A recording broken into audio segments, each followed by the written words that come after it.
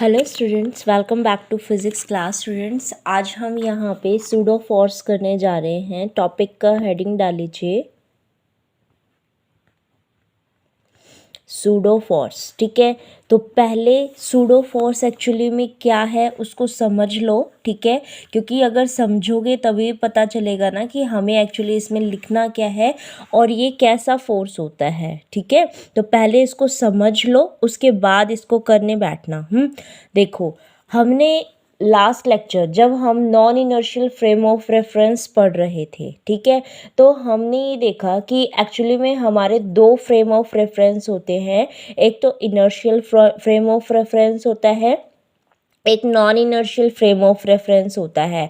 Inertial frame of reference तो हमने ये कहा था जिसमें हमारे न्यूटन्स के लॉ कि भाई जैसे फर्स्ट सेकंड इनर्शिया लॉ है, F is equal to M A है, या opposite equal and opposite reaction वाला फोर्स है, वो सारे वाले फोर्स जब हमारे एप्लीकेबल होते हैं उस टाइप के फ्रेम ऑफ रेफरेंस को हमने इनर्शियल फ्रेम ऑफ रेफरेंस बोला था। और जो दूसरे वाला हमारे पास होता है जिसके अंदर न्यूटन्स लॉ होल्ड्स गुड नहीं होते, यानी जिसके अंदर हम उनको मतलब अच्छे से बता नहीं पाते, वो हमारे पास कौन से होते हैं, हमारे non inertial frame of reference होता है। ठीक है, आपको एक चीज़ और पता होनी चाहिए, जो हमारा फ्रेम ऑफ रेफरेंस जो मूविंग नहीं है, रेस्ट में होता है, उसको ही हम एक्चुअली में इनर्शियल फ्रेम का नाम दे देते हैं। और जो हमारा मोशन के अंदर आता है, जिसकी चीज़ें हम दूसरे के रिस्पेक्ट में फाइंड आउट करना चाहते हैं, उसको बोलते हैं non inertial frame of reference. ठीक है, तो जब हम हमारे सेकंड सेमेस्टर के उसमें स्पेशल थ्योरी ऑफ रिलेटिविस्टिक का टॉपिक करते हैं, उसके अंदर एक्चुअली में हमें इस चीज़ के बारे में सारा का सारा अच्छे से पता चलता है। ठीक है, लेकिन क्योंकि अभी हमारे सिलेबस के अंदर सिर्फ सूडो फोर्स और फ्रेम ऑफ रेफरेंस ही है, non inertial frame of reference है, तो हम उसी से ही इसको समझने की कोशिश करेंगे कि ये क्या कहना चाह रहे हैं। ठीक है, आपको अगर लास्ट टॉपिक के अंदर हमारा जो नॉन इनर्शियल फ्रेम था उसमें मैंने आपको एक एग्जाम्पल दिया था, बेटा ध्यान से सुनना। ठीक है, क्योंकि मेरी शक्ल नहीं आ रही तो आप ये सोचते हो कि भाई क्या बोल रहे हैं क्या नहीं। ठीक है, लेकिन आपको बातें ध्यान से सुननी है। ठीक है, देखो, नॉन इनर्शियल फ्रेम पहले यहाँ पे समझाती हूँ मैं। ठीक है, यहाँ से आपको अच्छे से क्लियर होगा। देखो, ये हमारे पास सपोज क्या थी, हमारे पास कार थी हमारी। ठीक है, हम इसके अंदर यहाँ पे बैठे हुए थे। ठीक, ये हमारी किस में थी, मोशन के अंदर थी। अब जैसे ही मैंने इस कार को स्टॉप, ब्रेक लगा दिया, यहाँ पे इसको स्टॉप कर दिया। ठीक है, तो हमारी कार तो धीरे धीरे स्टॉप हो गई, कार तो हमारी स्टॉप हो गई ब्रेक लगाने से, लेकिन हम एकदम से आगे की तरफ हो जाते हैं। क्यों? क्योंकि हमारी जो बॉडी थी वो हमारी ये चाहती है कि हम मूव करते रहें, लेकिन हम कर नहीं पा रहे, इसीलिए हम एकदम से क्या हो जाते हैं, आगे की तरफ हमें धक्का लगता है और हमें लगता है कि पीछे से कोई फोर्स लगा था जिसकी वजह से हम आगे की तरफ धकेले गए हैं।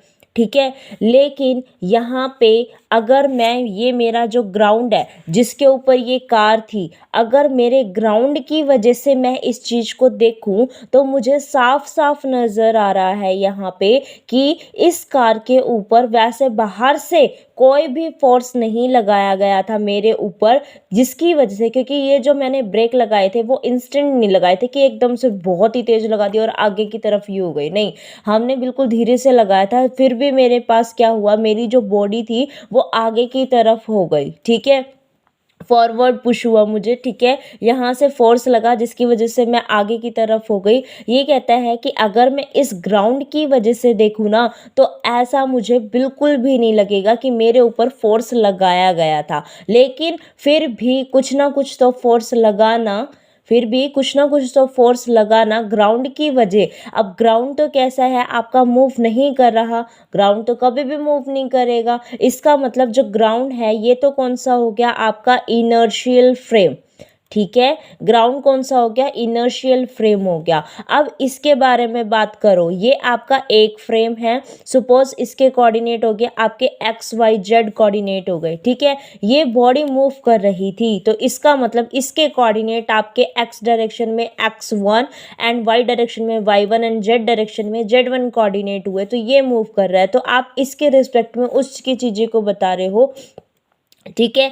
तो यहाँ पे जब ये मूव कर रहा है आपका, तो इसके ऊपर अब ये जो है, ठीक है, इसके अंदर अब ये मूवेबल चीज़ थी, आपकी मूवेबल फ्रेम है, लेकिन यहाँ पे आपके ऊपर फोर्स लगा इसके अंदर। इसका मतलब क्या हुआ कि आपकी बॉडी चाहती थी कि ये मोशन में ही रहे, लेकिन एकदम से फोर्स के एकदम से वो रुक गई हमारी बॉडी, और जिसकी वजह से हमें क्या लगा, धक्का लगा आगे की तरफ। यानी हमारी बॉडी मोशन में थी, तो मोशन में ही रहना चाहती थी। इसका मतलब ये यहाँ पे न्यूटन्स लॉ को फॉलो करवाना चाहती है, यही मतलब है ना, न्यूटन्स लॉ को फॉलो करवाना चाहती है, लेकिन नॉन इनर्शियल फ्रेम के अंदर तो न्यूटन्स लॉ फॉलो होता ही नहीं है ना। न्यूटन नॉन इनर्शियल फ्रेम में तो मैंने आपको बस इतना लिखवाया था कि भाई ये है, कार है, एकदम से जैसे मैं इसके ऊपर ब्रेक लगाती हूँ तो हमें push towards the front of the car, हमें एकदम से वो लगता है इसके अंदर, लेकिन फिर भी कोई भी फोर्स ऐसा नहीं था जो हमें पुशिंग कर रहा था फॉरवर्ड डायरेक्शन के अंदर। इसका मतलब क्या हुआ कि हमारे पास अब एकदम से वहाँ पे हो गया, तो इसका मतलब हम उसको नॉन इनर्शियल फ्रेम का नाम दे रहे थे, जहाँ पे हम अपना जो न्यूटन्स लॉ है वो हम लॉ ऑफ इनर्शिया जो है वो हम वहाँ पे अलाउ नहीं कर पा रहे थे। लेकिन अगर मैं दूसरा यानी कि ग्राउंड फ्लोर देख रही हूँ ना, उसके कॉरस्पॉन्डिंग ये बिल्कुल ठीक है। इसका मतलब यहाँ पे कुछ ना कुछ हमें ऐसा महसूस हुआ कि हमें आगे हो जा, मतलब हमें ये फोर्स जो है वो महसूस हुआ कि हम एकदम से आगे धकेले जा रहे हैं ग्राउंड से। अगर ग्राउंड के रिस्पेक्ट में देखूँ तो ऐसा नहीं है। तो ये जो इमेजनरी फोर्स हमें लग रहा है, यही इमेजनरी फोर्स को हम सूडो फोर्स का नाम या फिर फैक्टिस फोर्स का नाम देते हैं। समझ में आया कि फैक्टिस फोर्स और सूडो फोर्स क्या है? ये एक जस्ट एक इमेजनरी फोर्स है, ठीक है। क्या है? एक इमेजनरी फोर्स है जो कि कार में बैठे हुए पर्सन को महसूस हो रहा है कि हाँ ऐसा हो गया, जिसकी वजह से हम ये कह देते हैं कि हाँ यहाँ पे, क्योंकि वो फोर्स भी उसके अंदर आ रहा था, तो हम यूँ कह देते हैं कि टोटल फोर्स हमारे पास क्या, जो सिंपल हमारे पास होता है वो, और प्लस में सूडो फोर्स करके बताते हैं वो, तो जिसकी वजह से टोटल करके हम अपना न्यूटन्स लॉ को एप्लीकेबल करवा सकते हैं। समझ में आया क्या है फिक्टिस फोर्स? आपका जस्ट एक इमेजनरी फोर्स है जो कार में बैठे पर्सन को नजर आ रहा है, ठीक है। तो हम यहाँ पे क्या करेंगे, पहले इसकी डेफिनेशन, फिर इसका एग्जाम्पल, और फिर इसका डेरिवेशन करेंगे आज के लिए, ठीक है। तो यहाँ पे आप इसकी डेफिनेशन लिख लीजिए कि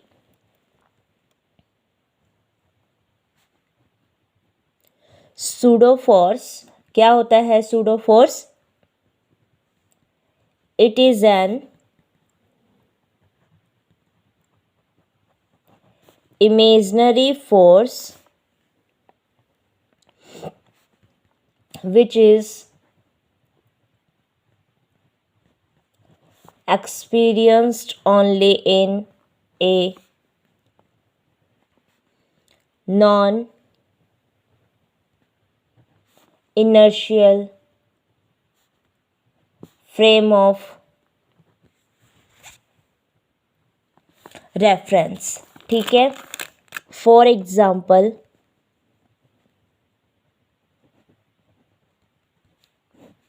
वही अपना कार वाला लेके चल रही हूँ बेटा, समझने की कोशिश करना, ठीक है, क्योंकि मैं पूरा का पूरा आपको एक्सप्लेन कर चुकी हूँ, तो मैं यही लिखना चाह रही हूँ यहाँ पे, ठीक है। आप लिखोगे तो आपको समझ में आ जाएगा। If we are in a car when the brakes are abruptly applied, then we will feel pushed towards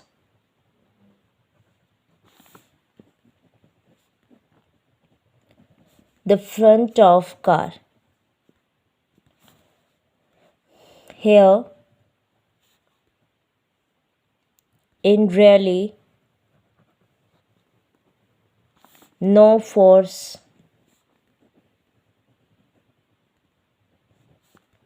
pushing us forward. The car, since it is slowing down, क्योंकि वो हमारे पास वो हो रही थी और हम रुक नहीं पा रहे थे, हमारी बॉडी वही चाह रही थी कि हम आगे की तरफ हो, एक्सेलरेटिंग में हो, ठीक है। तो वहाँ पे क्या हो रहा था, हमारा न्यूटन्स लॉ होल्ड नहीं हो रहा था, ठीक है। इज एन एक्सेलरेटिंग और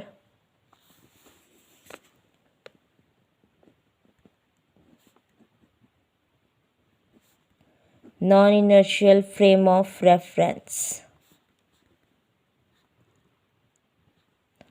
The law of inertia no longer holds in this non-inertial frame of reference. इतना तो मैंने आपको लास्ट वाले उसमें ये एग्जाम्पल लिखवा दिया था, है ना। अब हमें क्या करना है, ये वाला पोर्शन और ऐड करना है इसके अंदर, है ना। ये वाला पोर्शन और ऐड करना है, तो अब ऐड करके लिखेंगे इसके अंदर। अब लिखो, if this situation is viewed relative to the ground which is at rest, it become clear that no force is pushing us forward when brakes are applied. The ground is stationary and therefore is an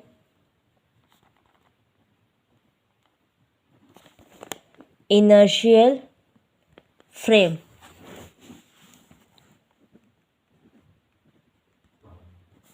Relative to this inertial frame, when brakes are applied, we continue with our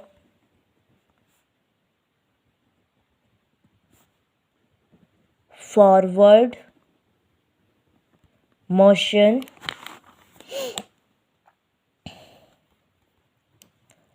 just like we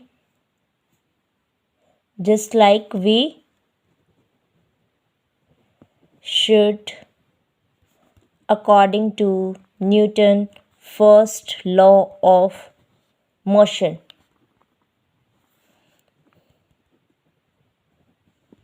The situation is this, that the car is stopping but we are not, ठीक है। तो मतलब क्या है कि जो मैंने अभी समझाया कि दो फ्रेम हैं, ये तो हमारे पास एकदम से यूज महसूस हो रहा है कि भाई फोर्स लगा है, लेकिन यहाँ से अगर ग्राउंड के फॉर्म में देखूँ तो जस्ट वो नॉर्मल था, उसको ऐसा कुछ भी नहीं लगा कि यहाँ पे कुछ फोर्स लगा था। रेस्ट में है तो रेस्ट में, ठीक है।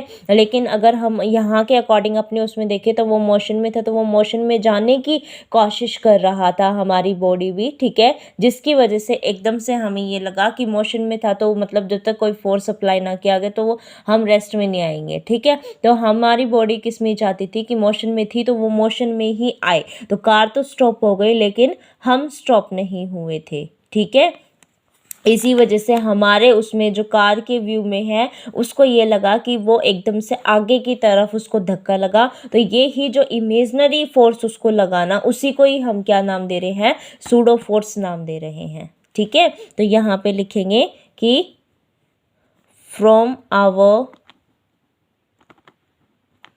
Point of view in the car it seems like we have spontaneously been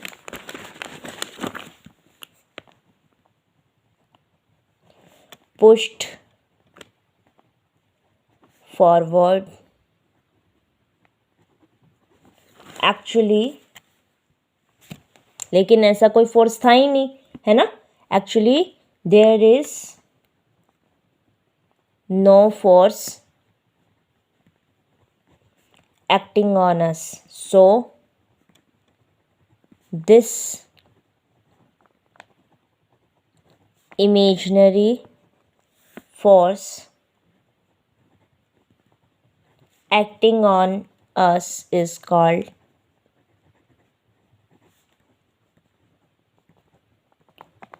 fictitious force और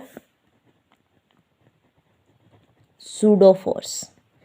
इसको कई बच्चे क्या बोलेंगे, पसूडो कई क्या बोलेंगे, पसूडो, लेकिन ये पसूडो नहीं है, इसको सूडो बोलते हैं। पी साइलेंट होता है बेटा इसके अंदर, ठीक है। क्या होता है, पी साइलेंट होता है, तो आप पी साइलेंट करके ही इसके अंदर बताओगे और टोटल क्या बताना है इसके अंदर कि ये क्या है, सूडो फोर्स होता है। ठीक है, कैसा होता है, सूडो फोर्स होता है। ठीक है, अब हमें क्या करना है, इसी सूडो फोर्स को कैलकुलेट करना है। ठीक है, इस सूडो फोर्स को क्या करना है, कैलकुलेट करना है। ठीक है, तो आप हेडिंग डाल लीजिए यहाँ पे, total force and fictitious force acting on a body in a non-inertial frame। ठीक है, आपको ये निकाल के आना है, क्योंकि आपको ये पता है कि वहाँ पे ये वाला हमारा सब्जेक्ट होता है, ये जो हमारा इमेजनरी हमें जो महसूस हो रहा है, ठीक है, हमें इसको बता के आना है कि ये कितना है। ठीक है, इसको बता के आना है कि ये कितना है, तो अगर इसको बता के आ रहे हैं कि ये कितना है तो इसके बारे में करना पड़ेगा सारी की सारी चीज़ें। ठीक है, तो इसके बारे में अगर हम कर रहे हैं तो लिखना भी पड़ेगा। अगर लिख रहे हैं तो नॉन इनर्शियल फ्रेम के अकॉर्डिंग आप फिक्टिव फोर्स को बता रहे हो, तो यानी कि एक फ्रेम में तो आपको उसको कोई और कोऑर्डिनेट का नाम देना पड़ेगा, एक में आपको उसको, क्योंकि इनर नॉन इनर्शियल की उसमें कर रहे हैं ना हम, तो नॉन इनर्शियल में एक फ्रेम को आपको एक्सेलरेटिंग फ्रेम दिखाना पड़ेगा, यानी कि वो मोशन में है फ्रेम। ठीक है, अभी बताया ना कि जो रेस्ट में उसमें होता है वो तो हमारे पास इनर्शियल फ्रेम होता है, जो मोशन में है आपका यानी एक्सेलरेट कर रहा है, जो मोशन में है उसको क्या बोलते हैं हम, नॉन इनर्शियल फ्रेम बोलते हैं। ठीक है, तो उसके लिए आपको इसको इसके अंदर कंसिडर करना पड़ेगा कि लिखिए यहाँ पे इसकी एक्सप्लेनेशन। ठीक है, consider a reference frame S dash moving with an acceleration A not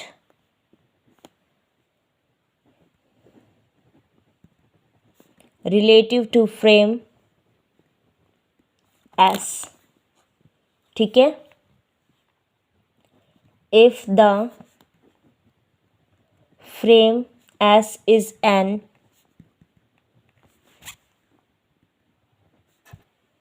inertial frame, then S dash be in non-inertial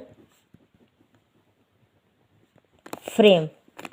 ठीक है, हमने एक एस इनर्शियल फ्रेम और एस डैश एक नॉन इनर्शियल फ्रेम लिया है, ठीक है। तो non inertial frame and vice versa, यानी कि अगर जिसको रेस्ट में कर रहे हो तो वो दूसरा लेना पड़ेगा आपको इनर्शियल, और जिसको मोशन में कर रहे हो वो नॉन इनर्शियल। तो आप इसको चेंज भी, इनकी नेमिंग भी चेंज कर सकते हो, ठीक है। कि एस डैश हमने इनर्शियल माना है, एस को आपने नॉन इनर्शियल माना है, आपकी मर्जी है, ठीक है। लेकिन जब कॉन्सेप्ट लगाने लगो उसको एक्यूरेट लगा देना, ठीक है। कॉन्सेप्ट लगाने लगो तो उसको एक्यूरेट लगा देना वहाँ पे, ठीक है। तो now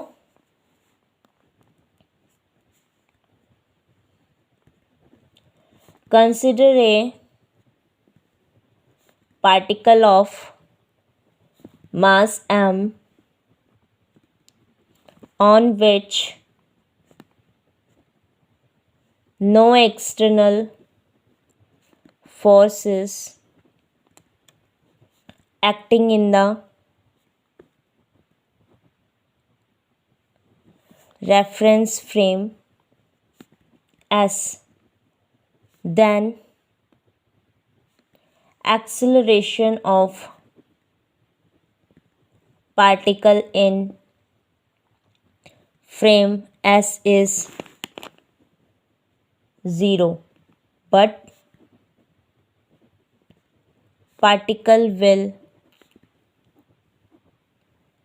appear to have an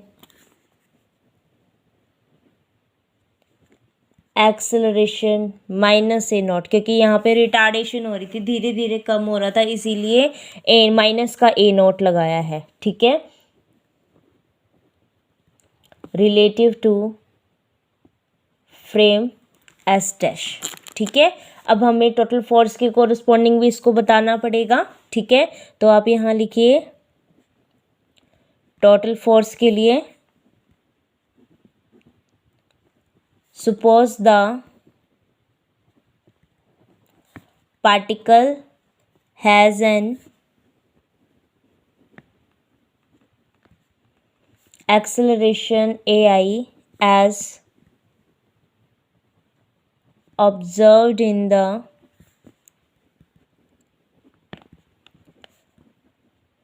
inertial frame S, then according to Newton second law Fi is equal to ma, ठीक है। और अब दोनों के कॉरस्पॉन्डिंग बता रही हूँ, तो यहाँ पे मुझे फिक्टियस फोर्स वाला भी बताना पड़ेगा, ठीक है। अगर वो आ रहा है तो टोटल फोर्स ये प्लस में फिक्टियस फोर्स, अब फिक्टियस फोर्स का एक्सेलरेशन नेगेटिव में है, इसकी वजह से जो टोटल फ्रेम हमारे पास एस डैश के उसमें हो जाएगा हमारा, वो ये माइनस में वो हो जाएगा, ठीक है। देखो मैं लिख रही हूँ, आपको उससे समझ में आ जाएगा फिर। When this force is observed from the reference frame S dash, then the frame S may be assumed to be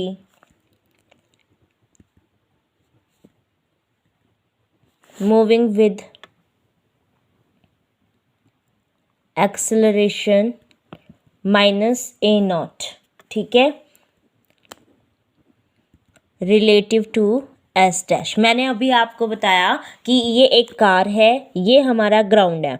अगर वो जो स्टेशन वाला आपको याद है, स्टेशन वाला एंड ट्रेन वाला याद है, कि अगर ये बंदा यहाँ पे, ये स्टेशन एंड ट्रेन वाला याद है कि मैंने ये बताया था कि यहाँ पे तो ये मेरा प्लेटफॉर्म है, ठीक है, ये मेरे पास ट्रेन थी, ठीक है, ये मेरे पास प्लेटफॉर्म है, ये मेरे पास ट्रेन थी, ठीक है। ट्रेन आगे मूव कर रही है, ये बंदा यहाँ बैठा है, इस प्लेटफॉर्म पे एक बंदा यहाँ खड़ा है, ठीक है।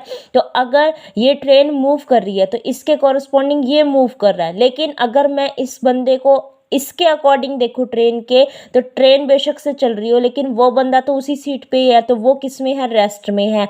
अब ये अगर यहाँ इसको देख रहा है तो ये प्लेटफॉर्म पीछे जा रहा है, इसका मतलब ये मूव कर गया है ना। तो हम जिसके फ्रेम में देखें ना, अब मैं कार में यहाँ बैठी हूँ, ग्राउंड यहाँ है, कार के उसमें मेरे रिस्पेक्ट में जो कार है वो तो रेस्ट में है, क्योंकि मैं तो कार में ही बैठी हूँ, मैं वो कोई ना हुई, लेकिन ग्राउंड हिल गया, ठीक है। तो यानी कि हमारे रिस्पेक्ट में ये फ्रेम हिल गया एस वाला, ठीक है। तो अब मेरे रिस्पेक्ट में अगर मैं कार के अंदर बैठी हूँ ना, तब इसको देख रही हूँ, तो ये मूविंग हो गया, ठीक है। लेकिन मैं तो कार में ही थी ना। तो आपको ये फ्रेम लेने होते हैं कि आपके पास क्या हो गया, एक तो कार हो गई और एक ग्राउंड हो गया। तो ग्राउंड के रिस्पेक्ट में देखो तो कार मूव कर रही थी, और कार के रिस्पेक्ट में जो बंदा बैठा उसको कार के रिस्पेक्ट में देखो तो ग्राउंड मूव कर गया, ठीक है। तो इस तरीके से इसमें फ्रेम लेना है। तो जो मूविंग होगा ना उसको उसके रिस्पेक्ट में आप कह रहे हो, तो अब आप अपने रिस्पेक्ट में बता रहे हो, तो आप तो कार में ही हो,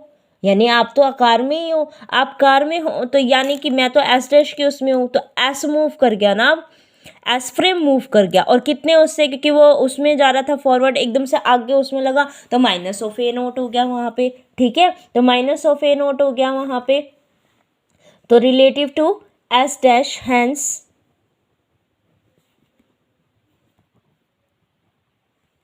the particle will appear to be acted upon by additional force minus ma naught in the system S dash due to acceleration, ठीक है।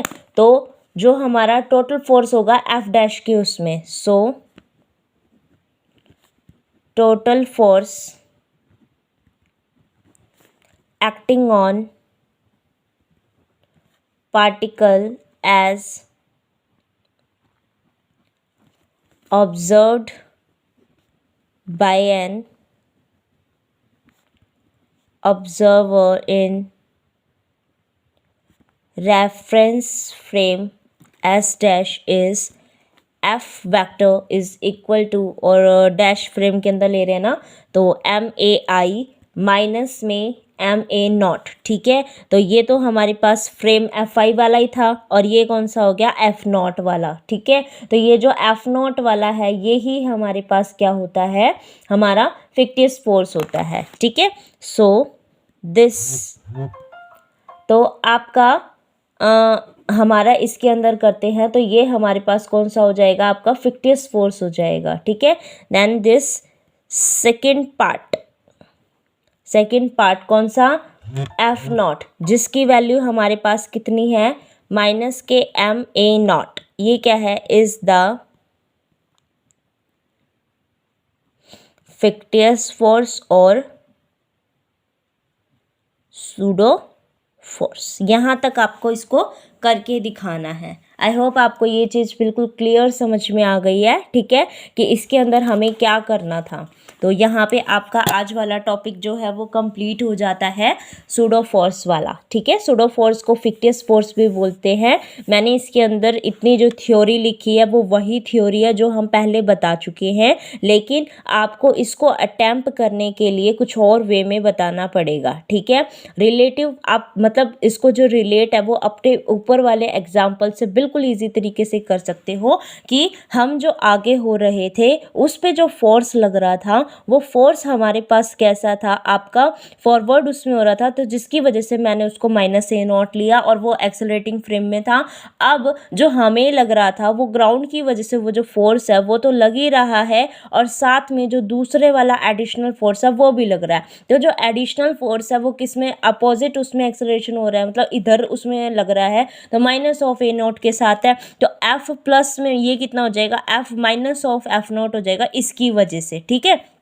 इस नॉट वाले एक्सेलरेशन की वजह से हो जाता है। तो जिसकी वजह से ये जो माइनस ऑफ एफ नॉट है यही हमारे पास, यानी कि F not is equal to minus of this है, ठीक है। यही मेरे पास क्या होता है, यहाँ पे आपका फिक्टियस फोर्स होता है। क्या होता है? फिक्टियस फोर्स। तो नेट एक्सेलरेशन अगर हम निकालें तो कितना हो जाएगा, ए आई माइनस में ए नॉट हो जाएगा। नेट एक्सेलरेशन कितना हो जाएगा आपका, ए आई माइनस में ए नॉट आपका हो जाएगा, ठीक है। तो इसको इस तरीके से करना है हमें। तो आपका ये हो गया। और एग्जाम्पल लिखवा दूँ, कहाँ कहाँ इसके कौन कौन से एग्जाम्पल होते हैं। इसके दो एग्जाम्पल आपको देखने को मिलेंगे। एक तो आपका होता है सेंट्रीफ्यूगल फोर्स, इसके दो एग्जाम्पल है। पहला एग्जाम्पल है सेंट्रीफ्यूगल फोर्स और दूसरा जो एग्जाम्पल होता है वो है कोरोलिसिस फोर्स, ठीक है। इसके ये दो एग्जाम्पल होते हैं। आप लिख सकते हो कि सूडो फोर्स जो नॉन इनर्शियल फ्रेम के अंदर है उसके कितने टाइप होते हैं। तो टाइप पूरे एक्सप्लेनेशन के अंदर अपने नहीं है, इसीलिए हम नहीं करेंगे उसको, ठीक है। तो आप ये यहाँ तक इसको कंप्लीट कर लीजिएगा और ये शेयर भी करिएगा बेटा, क्योंकि ये सबके पास नहीं है, ठीक है। तो आपके फ्रेंड्स अगर बीएससी फर्स्ट ईयर के अंदर हैं तो किसी और कॉलेज के अंदर बेशक से हो, ठीक है, तो उनके पास भी इसको शेयर करो, क्योंकि आपके बुक में आपको कहीं नहीं मिलने वाला इतने अच्छे तरीके से, ठीक है। जहाँ पे हमने इसको भी निकाल रखा, आई थिंक मैं जो क्लास में भी आपको करवाया गया है वो इतना डिटेल में तो बिल्कुल भी नहीं करवाया गया होगा, सारी चीज़ें निकलवा के, ठीक है। तो आप इसको शेयर भी कीजिएगा अपने फ्रेंड्स के साथ, ठीक है। Thank you for watching this video and keep sharing with your friends. Thank you.